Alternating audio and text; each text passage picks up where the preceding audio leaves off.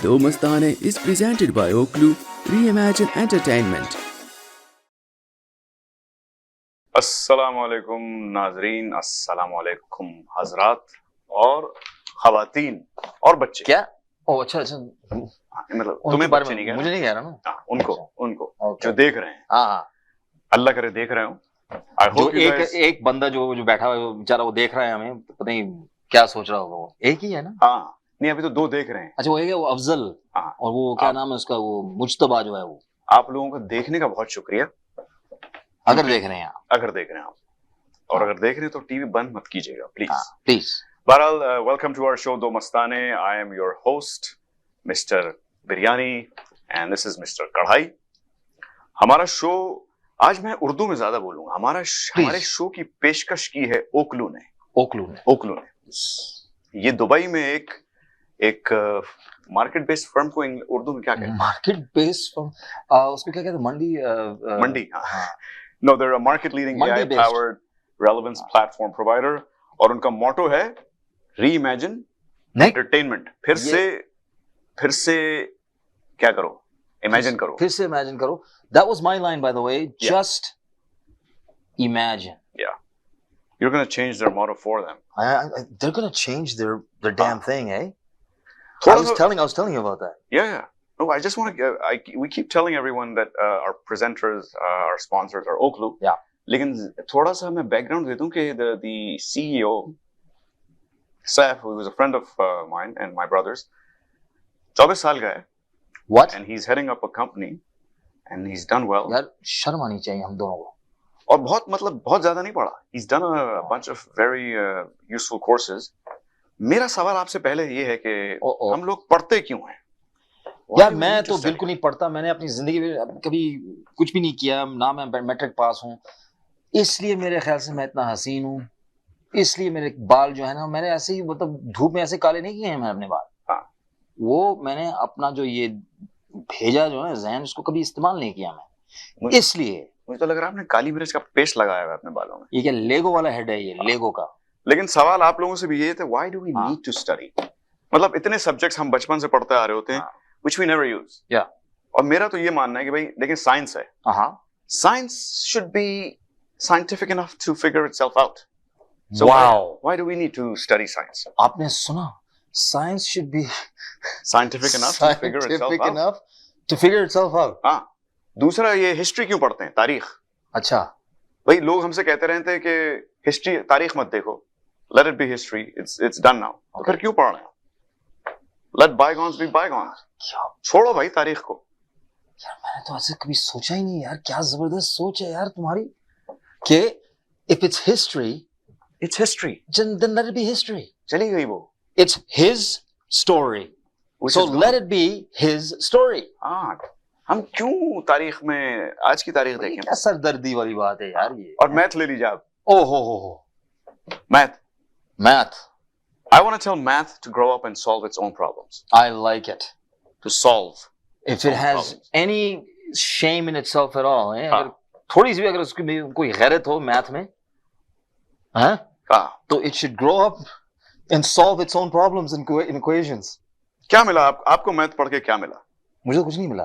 क्योंकि मैंने कभी मैथ पढ़ा ही नहीं है मैंने। बस मुझे इतनी मैथ आती है कि इंटरेस्ट मैंने स्कूल में निटिंग की है, निटिंग एम्ब्रॉयडरी की थी मैं, कुकिंग की थी मैंने बचपन में। हमें क्यों यार, मैं कुकिंग ही की थी ना मैंने। हाँ तभी आपका नाम मिस्टर कढ़ाई बन गया। बचपन में हमें सिखाया जाता था कि भाई पढ़ोगे लिखोगे बनोगे नवाब, खेलोगे कूदोगे तो होगे खराब। आजकल उल्टा जमाना है। जो खेल कूद रहे हैं वो आगे बढ़ रहे हैं। मिलियंस बिलियंस कमाए जा रहे हैं भाई खेलों में। So true, man. और हम डिग्री लेके यहाँ ऐसे मारे फिर रहे हैं। बिल्कुल ऐसे ही। अब आप उसको कीमत जो है, वो टेनिस प्लेयर को ले लीजिए। क्यों ले भाई उसको? नहीं बस ऐसे ही मुफ्त में बढ़ रहा है। नो, अभी कुछ दिन पहले विंबलडन का फाइनल हुआ and a lot of people had their money on Novak Djokovic, who has won 23 Grand Slams. और वो अपने 24th के टारगेट कर रहे थे कि एक 20 साल का लड़का आता है स्पेन से, अल्काट्राज। इसका अल्काराज क्या है ना? उसका अल्काराज। राज क्या है इस अल्काराज का? क्या नाम है यार इसका? क्या मतलब उसको He's a राज। अलका को आप हल्का मत लीजिए। ये बहुत गहरा राज है, अलका को हल्का मत लीजिए। But what an amazing player. He is so good that Novak, Nadal and Federer, the three big क्या stooges तो नहीं कहना चाहिए। Stooges तो खैर three kings. big three idiots. Oh, I mean big three idiots. The big three in tennis. The big three in tennis for the past at least 20 years. Are praising him and calling him a perfect mix of all three. Is that right? Is that what they said? Who said that? What, Federer said that? नहीं, Djokovic का interview देख रहा था, कह रहा है, and he said his own words कि he has the resilience of Federer, the patience and the mental toughness of Nadal, and the shot making power. The shot making power, plus especially the backhand of the baseline. Novak, of myself. Yeah. His words. और ये 20 साल का बच्चा है। लानत हो यार हमारे ऊपर। और यकीनन उसने ये मैथ और हिस्ट्री और मुझे कुछ करना में कोई डिग्री विग्री नहीं दी होगी। नहीं, उसको तो यार, उसको यहाँ तक वो इतना अनपढ़ है बेचारा, इतना जाहिल है कि उसको स्पेनिश भी नहीं आती है। हाँ, वो अपने हैंड लैंग्वेज से वो कम्युनिकेट करता है यूं। और वो इस वक्त विंबलडन टाइटल होल्डर है। हाँ, 3.5 मिलियन पाउंड उसके बैंक अकाउंट में रखे हुए हैं सिर्फ एक मैच जीतने पर। This is not fair. Life is not fair, man. I spend every day of my life getting up at 5 in the morning, okay, going back to sleep at 6, and then waking up at 6 in the evening and having korma and nargisi kofte. Do you know how difficult of a life I have? हाँ? मैंने कहा था आप बचपन में tennis खेल लेते भाई थोड़ी सी। यार वो एक दफा यार वो टेनिस रैकेट जो मैं यूं करके मैं वो मार रहा था, वो सर पे लग गई, तो पता नहीं उसके बाद you can see what happened. वो सर में यहाँ सर्दी बहुत होती है ना, हम निकले थे टेनिस खेलने, अच्छा, हमारा रैकेट ही जम गया।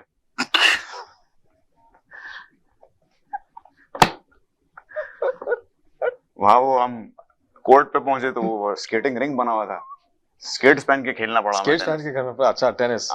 So I showed up at Wimbledon with my skates on, and they said, no, these aren't allowed. ये आप घर उतार के आइए। मैंने कहा भाई मुझे तो आदत ही इसी में। मैं सोता ही इसी में, in skates. So that's no, but again, man, that's a brilliant story, and it's one that we're talking about right now. But I can guarantee you, in 20 years, 20, 30 years, this conversation that we're having right now on Awaz Entertainment on Mastane, which no one's going to be watching, I don't think, but this conversation is going to be something to be talked about. Someone's going to pull it out of the archives. About Alcaraz or about Alcaraz? हाँ, ये बहुत गहरा राज है. And they're going to be like, you know, Mr. Karahi and Mr. Biryani, they talked about that. What's the date today? July 19th. We've cracked a secret. हमने राज खोल दिया. राज खोल दिया हमने. अलका. हमें हल्का मत लीजिए. चलो इसी पे हमें ब्रेक लेना पड़ेगा. अच्छा. क्योंकि हमने काफी बातें कर ली. एक तो कुछ बात ज्यादा की नहीं है, पढ़ाई पे की थी. टेनिस खेलते हैं थोड़ी जगह. हाँ, जाके हम टेनिस प्रैक्टिस करते हैं. टेनिस नहीं, बैडमिंटन खेलते हैं, जो राजेश खन्ना स्टाइल. क्या पता अगले साल हम भी विंबलडन के फाइनल में टीवी पे देख सके उसको. अच्छा, टीवी पे देख सके. अभी तो इतने पैसे भी नहीं कि हम उसको केबल पे ऑर्डर कर देंगे यार. ये मतलब ये हालत है यार. ये हैं. बहरहाल आप लोग जाइएगा मत. ब्रेक के बाद फिर खैर हम हाजिर नहीं होंगे. हम अगला सेगमेंट दिखाएंगे आपको after this break. The Mastane is presented by Oklu Reimagine Entertainment.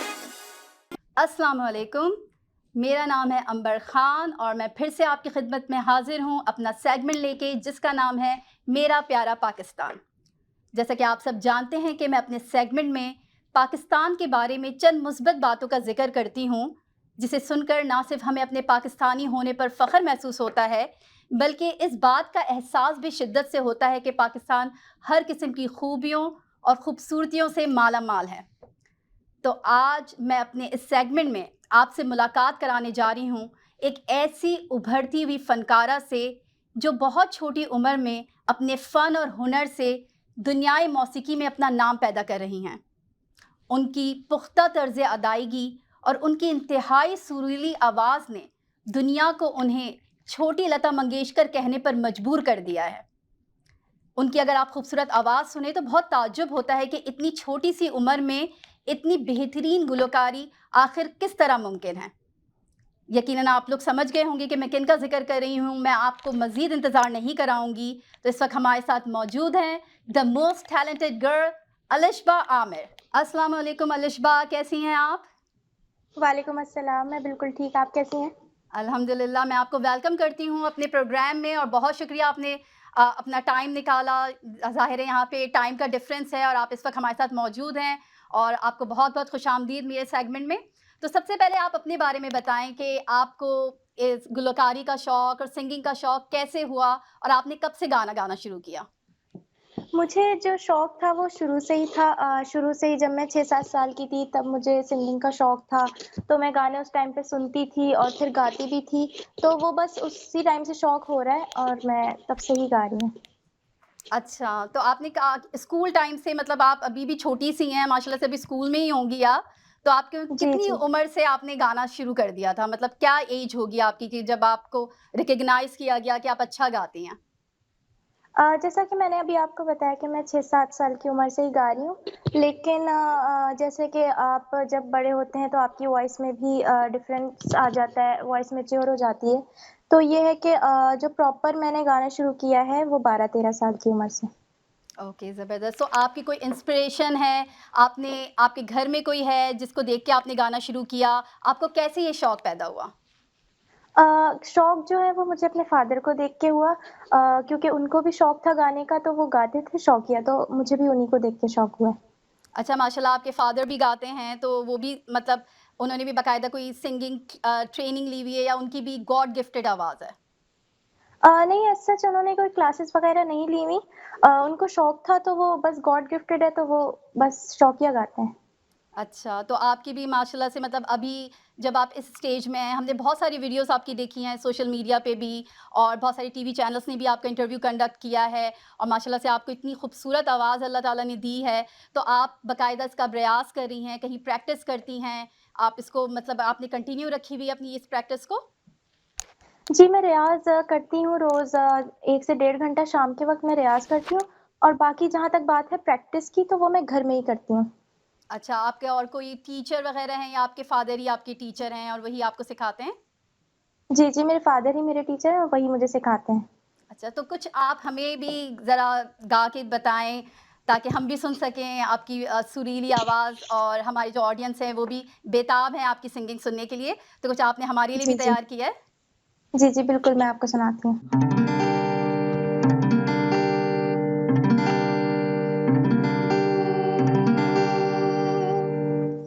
अपना ही साया देख के तुम जाने जहाँ शर्मा गए।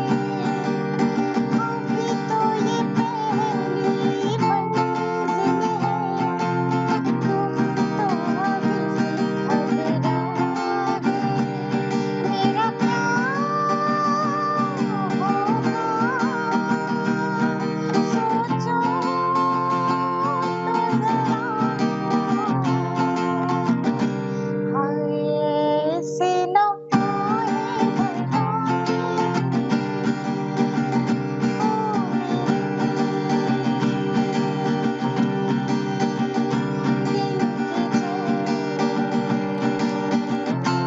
चैन आए मेरे दिल को दुआ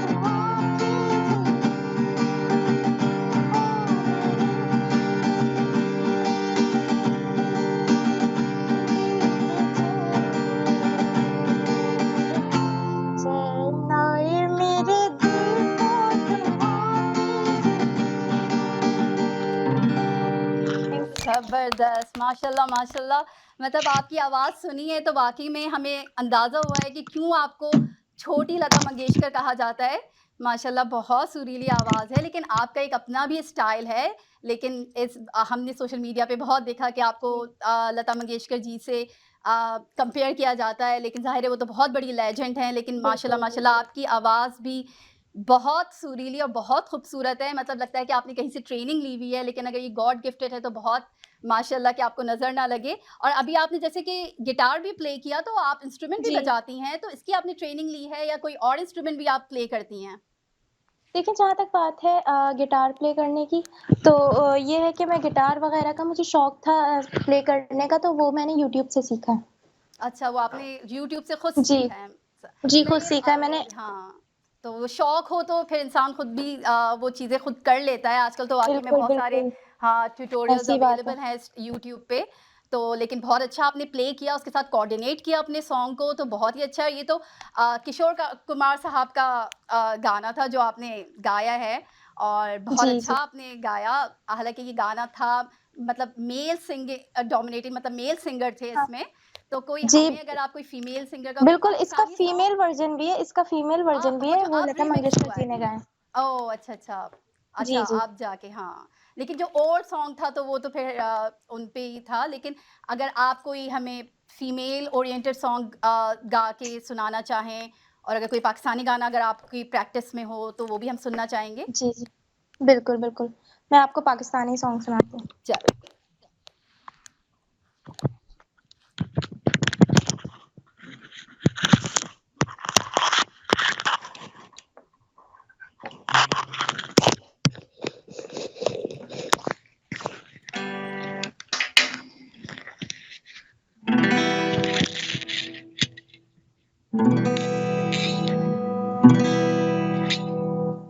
मेरे नालों की सुनकर ज़ुबानी हो गई नाम कितनी छिपानी।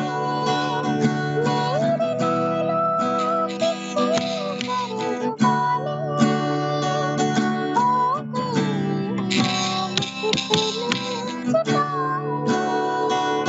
मैंने पिघला दिया था रोको, मैंने पिघला दिया था रोको। ये तेरा दिल पिघलता नहीं है, मैंने पिघला दिया था रोको। ये तेरा दिल पिघलता नहीं है,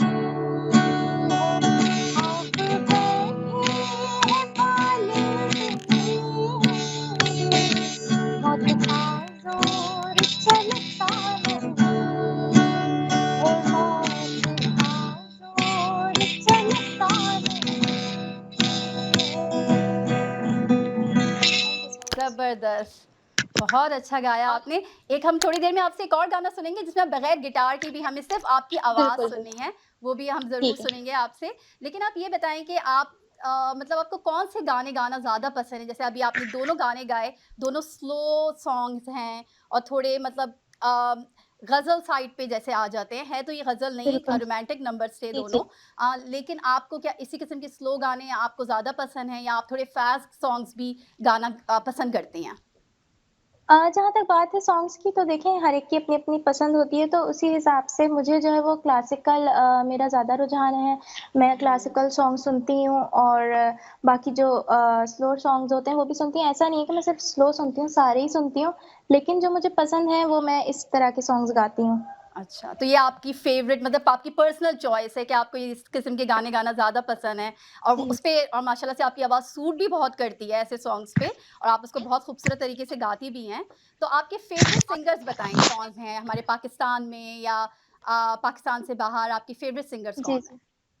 पाकिस्तान की अगर मैं बात करूँ तो मुझे मैडम नूरजहाँ और माला बेगम और नुसरत फ़तेह अली खान साहब इन सब की वॉइसेस बहुत पसंद हैं और अगर मैं इंडिया से बात करूँ तो इंडिया में लता मंगेशकर जी और उनकी सिस्टर हैं आशा भोसले जी, श्रेया घोषाल जी और किशोर कुमार सर और मोहम्मद रफ़ी साहब इन सब की वॉइसेस। और ये सारे लेजेंड सिंगर हैं कि आप तो इतनी छोटी-सी हैं जी, माशाल्लाह से और ये सारे मतलब उस ज़माने के सिंगर हैं कि आप पैदा भी नहीं होंगी लेकिन उनके गाने इतने शौक से आप सुनती हैं। यही आपके ज़ौक़ की पहचान है मतलब ये बताता है कि आपको किस हद तक गुलकारी और मौसीकी की पहचान है और जी, समझ है। तो मैडम नूरजहाँ का कोई गाना अगर आप गा दें और बगैर गिटार के हम सुन लें जी, तो फिर मज़ा ही मैं आ जाए बिल्कुल, आज के प्रोग्राम में। बिल्कुल, बिल्कुल मैं मैडम नूरजहाँ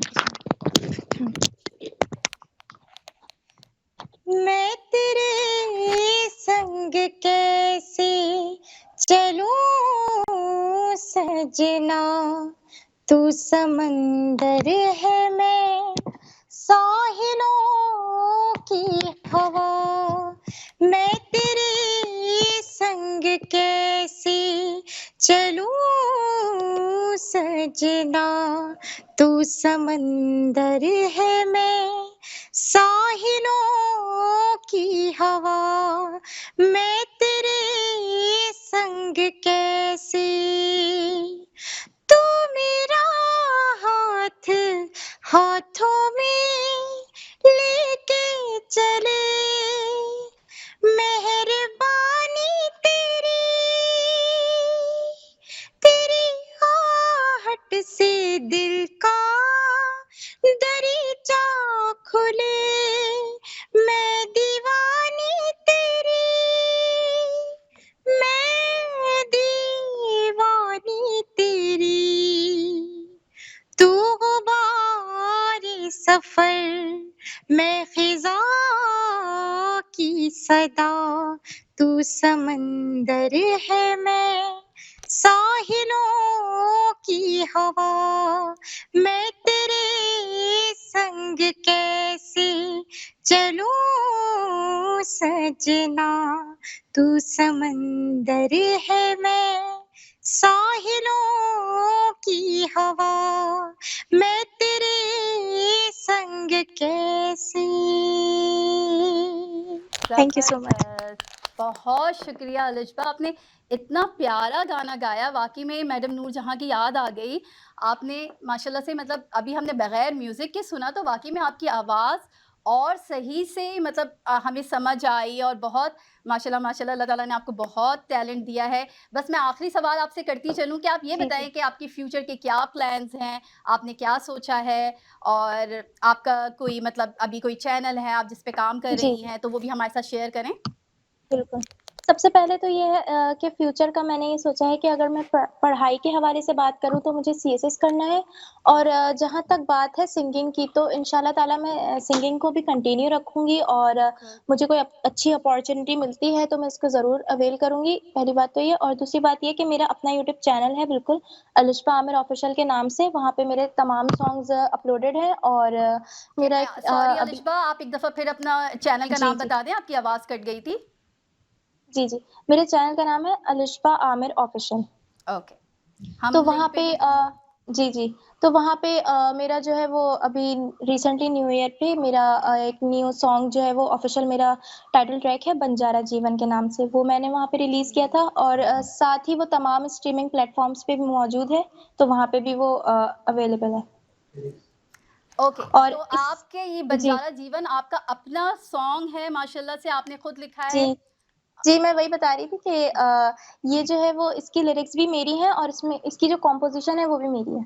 चलिए फिर जाते-जाते अब अपना पर्सनल ये वाला सॉन्ग गा लें और बहुत शुक्रिया हमारे साथ जॉइन करने का और हमें बहुत खुशी हुई। इंशाल्लाह अगर हम आपको दोबारा बुलाएँ तो प्लीज़ दोबारा ज़रूर हाज़िर होइएगा बिल्कुल, और बिल्कुल, आप अपना बिल्कुल। ये सॉन्ग हमें जाते-जाते 1-2 लाइन प्लीज़ गा दें। ठीक। तू मुझे छोड़ के अब न जाना फिर कहीं, माना मैं हूँ दीवानी, तू दीवाना है वही। आ,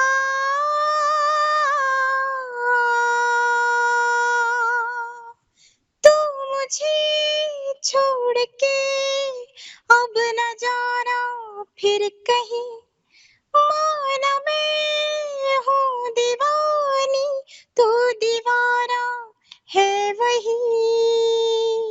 साथ ही रहना मेरे सातों जन्म, तुमको जो पाया मैंने फिर क्या है गम। बंजारा जीवन आवारा जीवन गुजरेगा कैसे तेरे बिना, तू दिल की धड़कन, तू ही है चाहत, जीऊंगी कैसे तेरे बिना।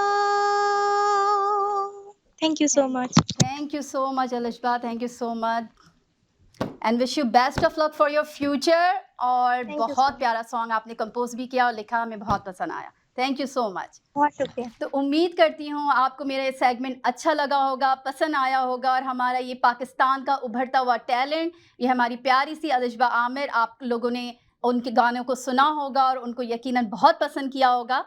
तो मैं नेक्स्ट टाइम फिर आपसे मिलूंगी इसी किस्म की पाकिस्तान की खूबसूरती और सलाहियतों को लेकर। तब तक अपना बहुत ख्याल रखें, मुझे इजाज़त दें। अल्लाह हाफ़िज़।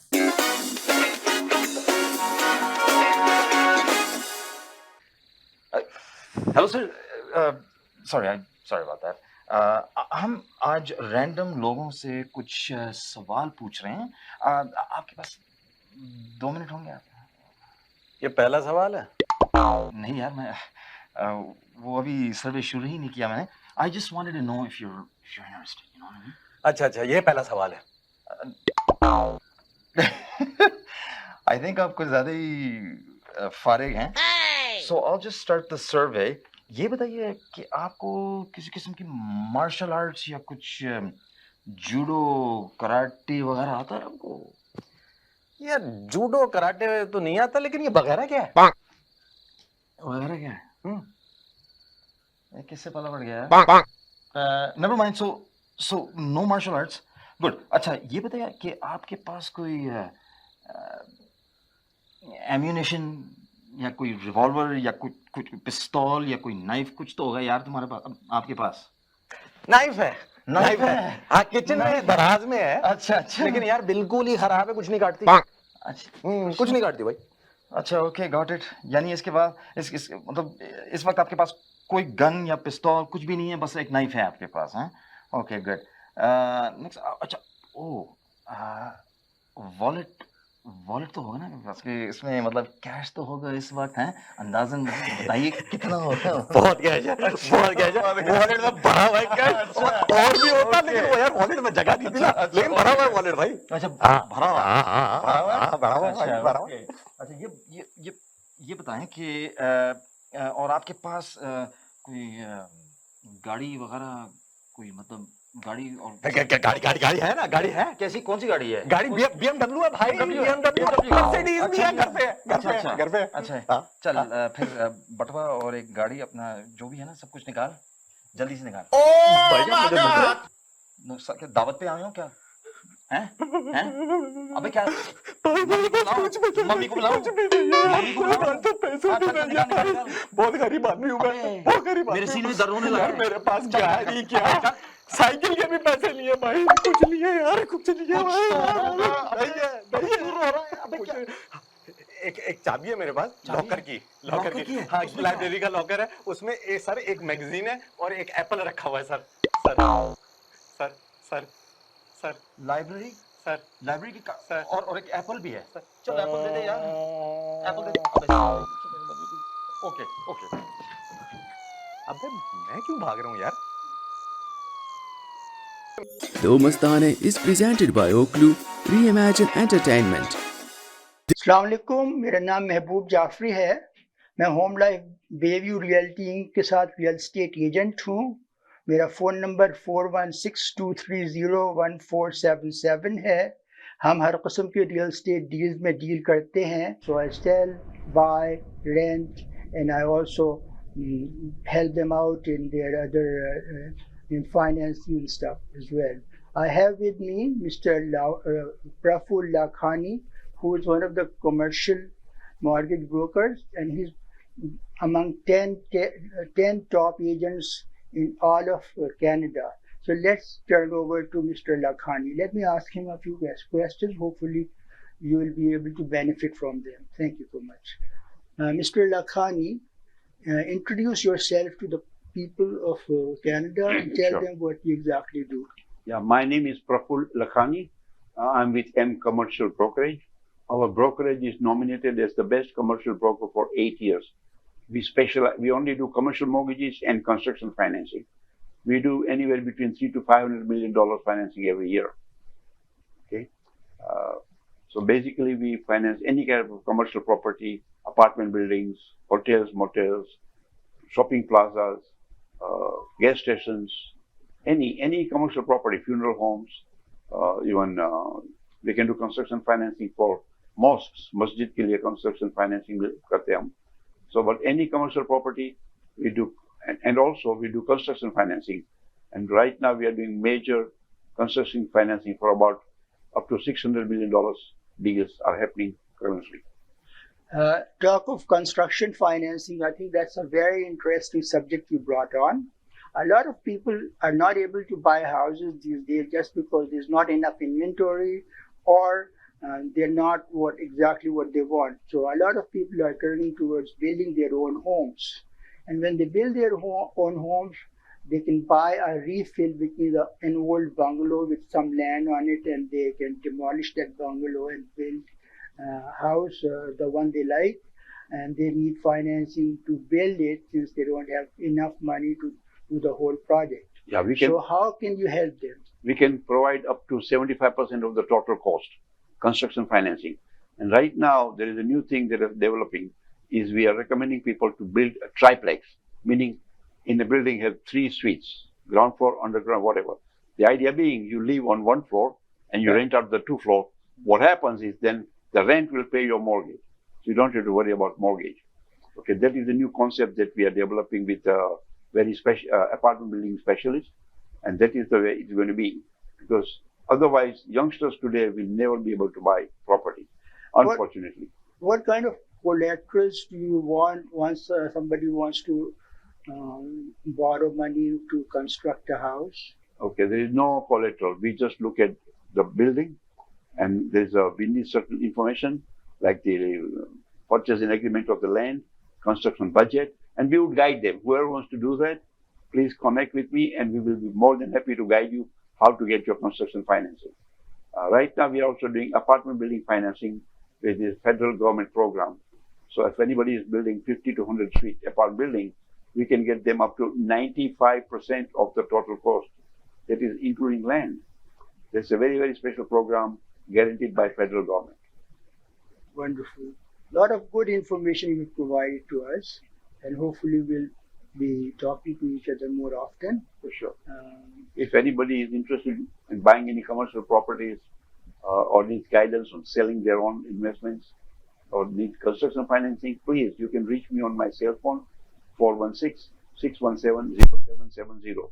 Number again, 416-617-0770. But please note, our office hours are Monday to Friday, 9 to 6 p.m. only.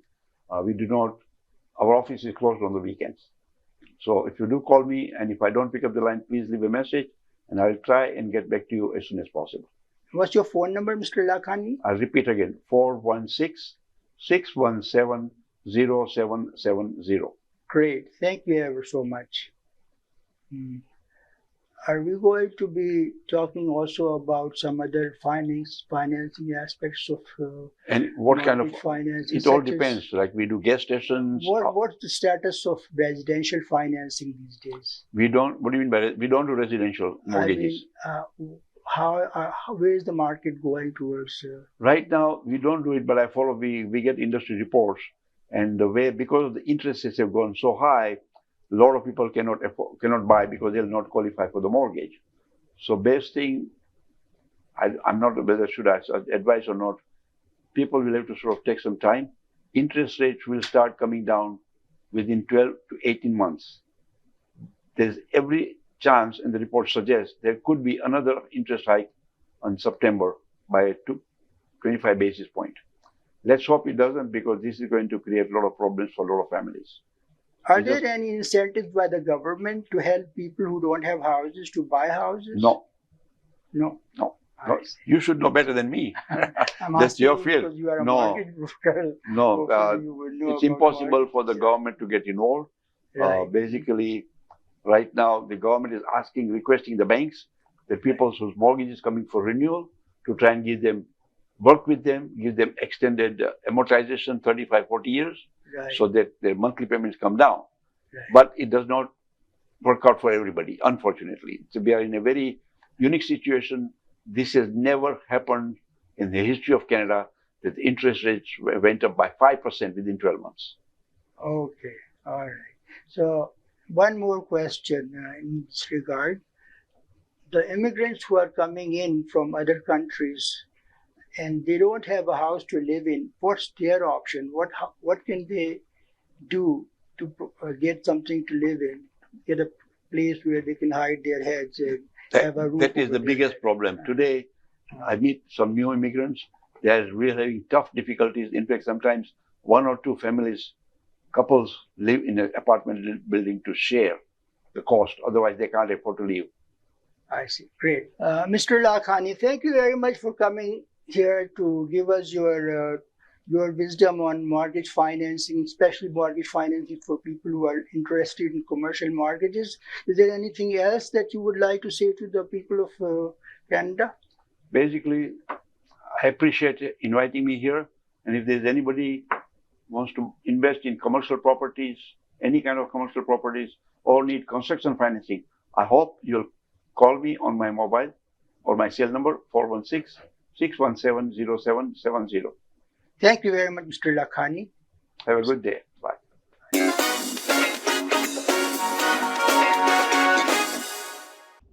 Yes. Welcome back. And yes. And yes again. And yes. एक बार और. Yes. We're back.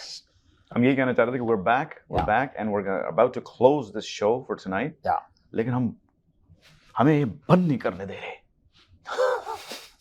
वो कह रहे हैं क्यों बंद करें?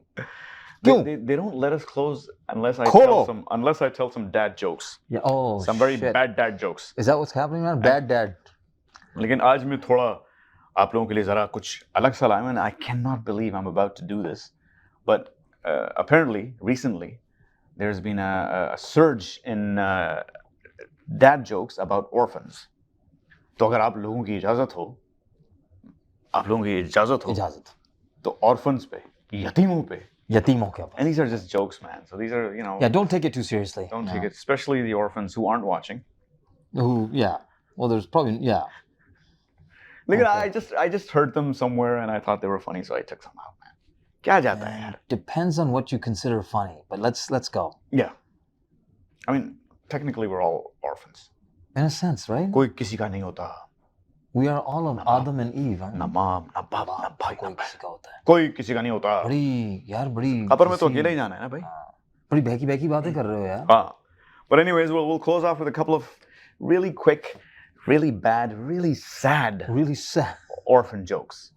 But they're the next big thing bad, now. Really bad. People got bored of dad jokes, so they said, let's make fun of orphans. मतलब दुनिया में इतने जुल्म हो रहे हैं, तो एक जुल्म और सही. और हम जो हैं यहाँ बैठ के बड़े खुश होके. Yeah. So here goes nothing. It is nothing. बस 2 या 3, उससे ज़्यादा नहीं. For God's sakes. So I made a website for orphans. Unfortunately, it doesn't have a homepage. Actually, there's a competition I watch on, I think it's on TikTok, where 2 people tell each other dad jokes, and the one who laughs or doesn't laugh. So if I tell a joke, he doesn't laugh, I have to take a shot of, whatever. Mm-hmm. And if he laughs, then he has to take it. So that point goes to him. He didn't laugh. तो दूसरा सुनिए. I'm trying to laugh. No, you should try not to laugh. Try not to laugh. That's very easy. ये game का मकसद यही है कि I think right now with the jokes that we're listening to, it's very easy not to laugh. So here's another one. What kind of flour, atta, do orphans use to bake bread? Don't. You know this one, right? No, but 100% no. Self-raising. Self-raising flour. But then why aren't these orphan jokes funny? They're very funny. Because the punchline isn't apparent. Nahin? Pack up. Okay, final, last one. That's it, and then we'll be out of here. And I think we'll be out of here for good after this. I think so. What does an orphan call a family photo? What does an orphan call a family? Family photo.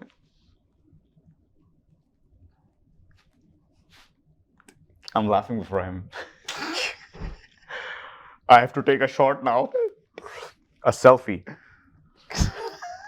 Okay, you laughed at that. Give me the goddamn shot. Okay. बस इसी note पर हम इजाजत चाहेंगे. फिर मिलेंगे आपसे अगले हफ्ते इसी जगह, बदकिस्मती से, इसी मतलब वक्त। आपकी बदकिस्मती से। हाँ। अच्छा, इसी वक्त, इसी वक्त, इसी जगह, इसी जगह, इसी दिन, इसी दिन, हाँ, हाँ, यहीं पर, राइट वो हियर। मस्ताने देखना मत भूलिएगा। खुदा हाफिज।